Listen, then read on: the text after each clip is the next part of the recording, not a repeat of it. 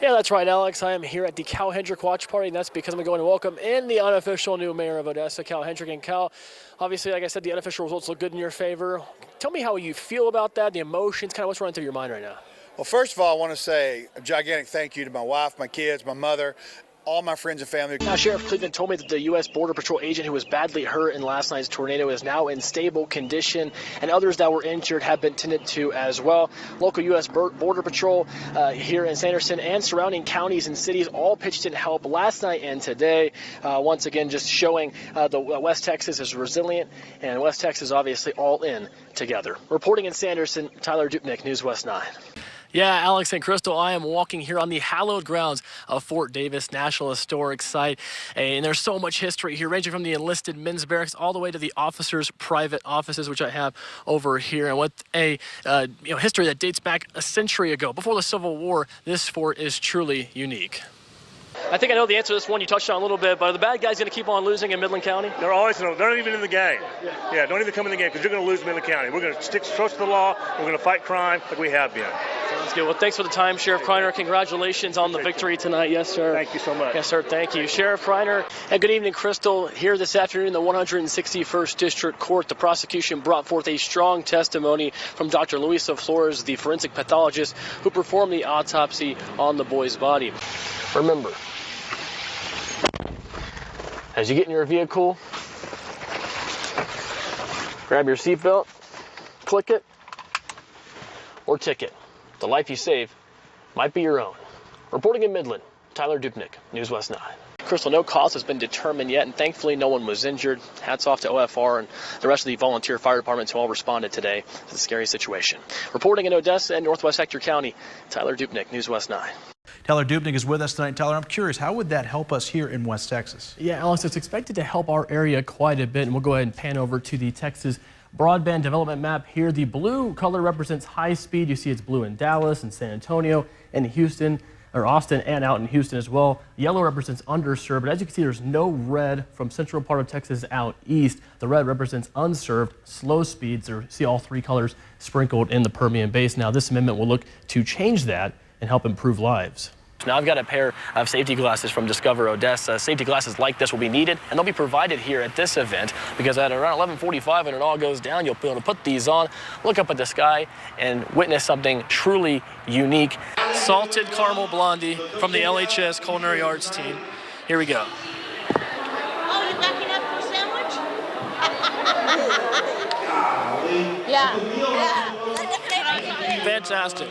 I know kids out there, there were hoodies throughout the whole entire summer, so they're really not changing it up a bit. That always boggles me. Like whenever I see people wearing hoodies, like I was at HEB last week and there was someone wearing. I'm like, what are we doing out here? It's like, why are you wearing a hoodie? So I don't know, pretty bizarre. But anyway, we have more local news and weather after the break. You mentioned all the work that's gone into this. I was at the first bond meeting way back in January. I remember you saying bonds equal kids. You mentioned the kids are the winners tonight.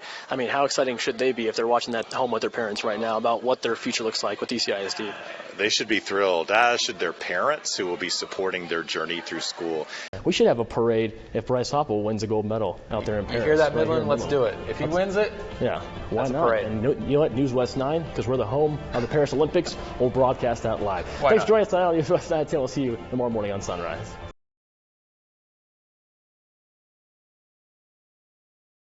Tyler Dupnick joins us live to tell you how the town is coping. Tyler. Yeah, Crystal, people from around town have been coming and going today, still trying to come to grips with the reality of the scene behind me. I talked with several of them today and caught up with the mayor of Alpine. Every conversation so surreal for this tight-knit community. That I can remember or anybody else can remember. Smoke is still smoldering in the rubble and ashes as some of the old foundations remain. And this is just complete devastation for the city of Alpine. This was one of our thriving, vibrant business areas. We had very active businesses here. It's in our tourism district. Judy's Bed and Breakfast, Eva Salon, Gallery on the Square, La Azteca, as well as vintage antiques and snazzy things, all ravaged by the blaze 2 days ago. One of the business owners is a dear friend of mine, and when I spoke to her, she just broke down. As you can understand, she lost everything, all the way down to the scissors that she uses to cut hair with.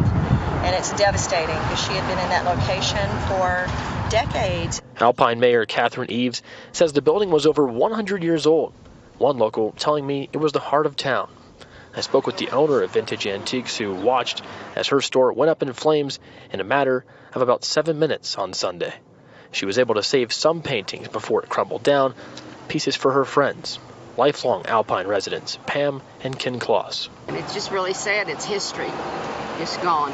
It'll come back, of course. It'll never be like it was, but this community is very strong. It's all like family. Thankfully, no one was killed in the fire, and next steps are being made to get the businesses up and running somewhere. Help is needed to mend a broken heart. There's people, a lot of these were little mom and pop shops that depended on that money for a daily income, to survive. But right now, they need some kind of local support to keep them going because they have no means of income for a daily income, weekly income, whatever they're doing. So.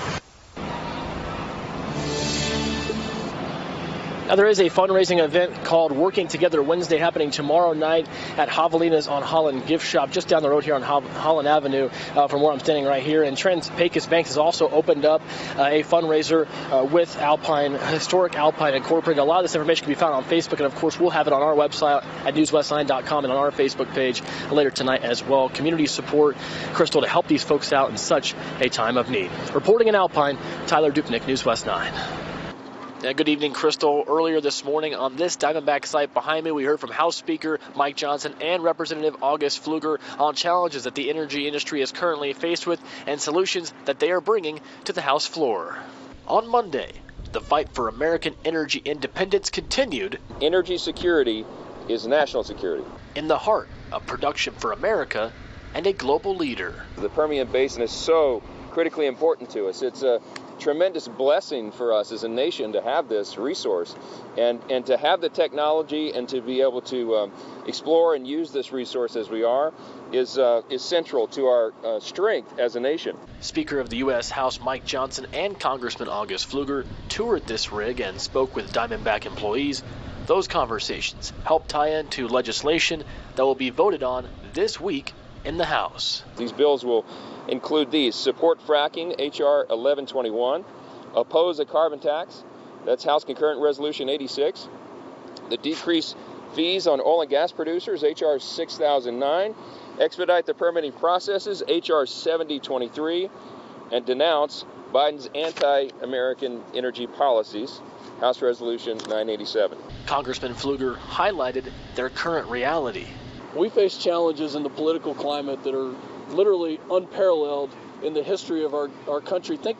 When you think about a president who wants to literally suppress American production, American economic activity in favor of Iranian and Russian activity, I couldn't think of something that's more harmful to our own country and to the 10 million Americans who work in this industry. Energy Week sets a theme and focus in Capitol Hill. House Republicans are determined to protect American jobs. We want to unleash American energy dominance again. We want to help our allies. We want to reduce emissions. And we can do all that, but it's going to require a difference. It's going to require a change in who the commander-in-chief is and the control of Congress as well. And while only a week, its potential impact goes far beyond just 5 days. This election this fall will decide the future of the Republic. I mean, that's not hyperbole. It's not an overstatement.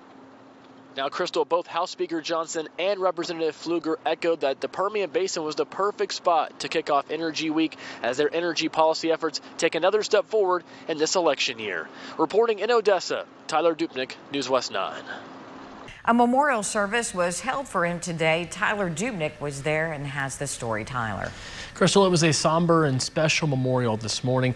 Several West Texas law enforcement agencies came out to pay their respects, honor, and remember Trooper Ramirez Vasquez.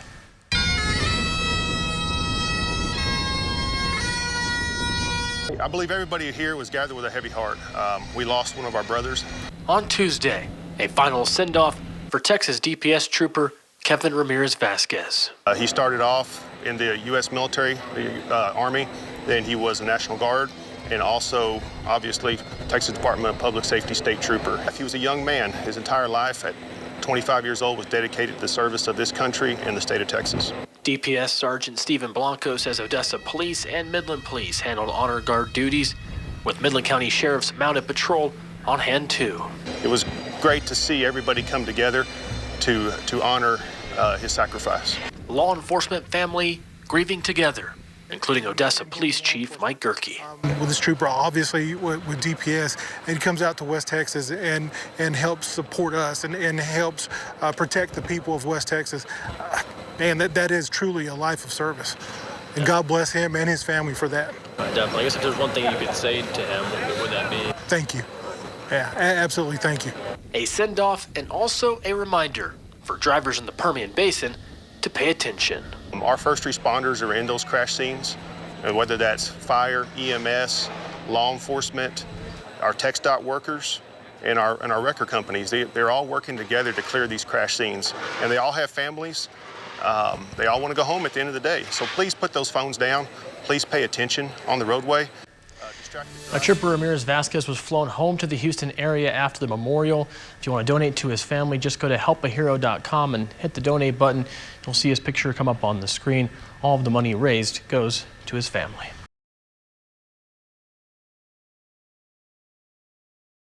Tyler Dupnick joins us now with more on that. Tyler. That's right, Crystal. It's a moment we won't forget. A bullet piercing the right ear of former President Donald Trump. While Trump is safe and now in Milwaukee for the Republican National Convention, many questions remain, and Congressman August Pfluger is already taking action. A jarring scene. An assassination attempt on former President Donald Trump. And we avoided tragedy by mere centimeters. All right, thanks, Dan. New tonight at 10. 33 acres west of Alpine were caught in a blaze earlier today. The Alpine Fire Department responded to this location near Roadside Park on West Highway 90.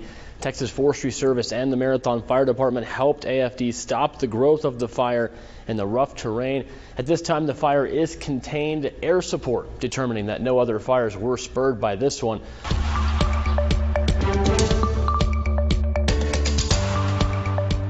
I've struggled myself with mental health issues and with suicide attempts, and I'm very grateful to still be here today. Supporting personal struggles with mental health and honoring those lost. That was the purpose behind today's Out of the Darkness campus walk at Midland College. Hello, everyone, and thanks for watching News West 9 at 10. I'm Tyler Dupnick.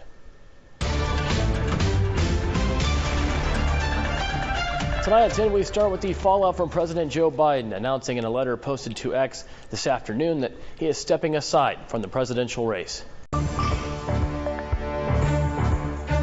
We start tonight with the latest on former President Donald Trump.